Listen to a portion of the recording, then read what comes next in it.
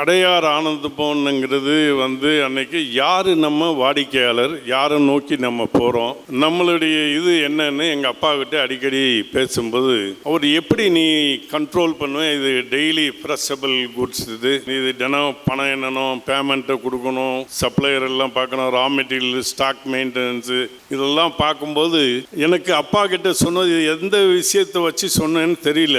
இங்கிலாந்து ராணி எங்கேயோ இருந்து எல்லாரையும் ஒரு சிஸ்டம் வர வச்சு கலெக்டர், தாசில்தார், இன்ஸ்பெக்டர், பிரிகேடியர், யார் கவர்னர், இதெல்லாம் சிஸ்டம் பண்ணி எல்லா நாட்டுக்கும் தொழில் பண்ண போன அவங்க அங்கிருந்து அவங்க வசூல் பண்ணி தலைமையிடமா இங்கிலாந்துக்கு அனுப்புவாங்க. இது எப்படியோ எங்க அப்பா கிட்ட அப்போ ஒரு அந்த மன தைரியத்துக்கு எப்படி இறைவன் எல்லாருக்கும் ஒரு சக்தியை கொடுக்குற மாதிரி அப்ப எங்க அப்பாட்ட சொன்னேன். அவரு இங்கிலாந்து ராணி எல்லாம் பேசுறியே தம்பி, நீ படிச்சதோ 10, இங்கிலாந்து ராணியை பத்தி எல்லாம் இல்ல, படிச்சது கம்மி, பட் நாலேஜ் தெரிஞ்சிருக்கோம்ல. அந்த ராணி பாருங்க எந்த நாட்டிலேயோ உட்கார்ந்து, அந்த காலத்துல பெரிய டெக்னாலஜி எல்லாம் இல்லை, இருந்தாலும் கூட அந்த டெலக்ஸ் இதெல்லாம் வச்சுக்கிட்டு சிஸ்டத்தை கிரியேட் பண்ணி அவங்க பண்ண மாதிரி இதை மாதிரி நான் பண்ணுவேன்.